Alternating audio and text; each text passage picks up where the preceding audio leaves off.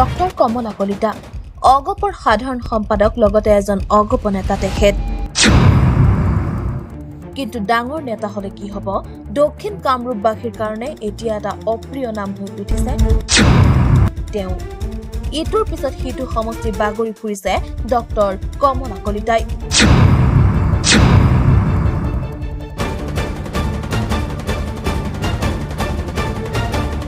ছয়গাঁও সমষ্টিত কংগ্ৰেছী বিধায়ক ৰেকিবউদ্দিন আহমেদৰ হাতত একেৰাহে দুবাৰকৈ পৰাজিত হৈ অগপৰ সাধাৰণ সম্পাদক ডক্টৰ কমলা কলিতাই পলাকবাৰী সমষ্টিত কুচকাৱাজ আৰম্ভ কৰিছে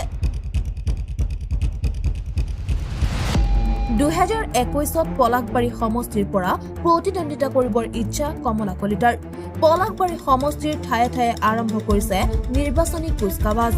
কমলা কলিতাৰ বাবে পলাকবাৰী সমষ্টিত অগপৰ দলীয় কৰ্মী দুটা ভাগত বিভক্ত হৈছে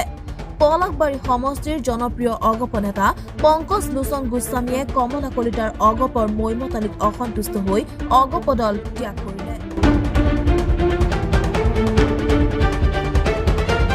ডাক্তৰ কমলা কলিতাৰ মতে নেতৃত্বৰ অভাৱত অগপ পলাকবাৰী দুৰ্বল আছিল কিন্তু তেখেতৰ আগমনৰ লগে লগে অগপ শক্তিশালী হৈ উঠিছে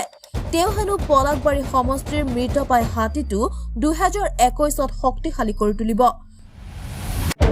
কংগ্ৰেছী বিধায়ক ৰেকিবউদ্দিন আহমেদৰ হাতত ছয়গাঁৱত একেৰাহে দুবাৰকৈ পৰাজিত হোৱাৰ পিছত ছয়গাঁৱত আধামৰা এতিয়া অগপ দল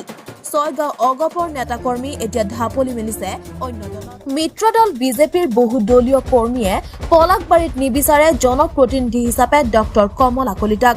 ডক্টৰ কমলা কলিতাৰ বিৰুদ্ধে সময়ে সময়ে প্ৰতিবাদ কৰি আহিছে বিজেপিৰ বহু দলীয় কৰ্মীৰ লগতে বিৰোধী দলেও কিন্তু কিয় নিবিচাৰে ডক্টৰ কমলা কলিতাক পলাকবাৰী ৰাইজে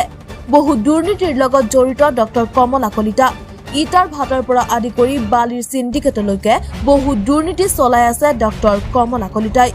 নিউজ ডেস্ক ৰিপৰ্ট জনতা আসাম নিউজ 24/7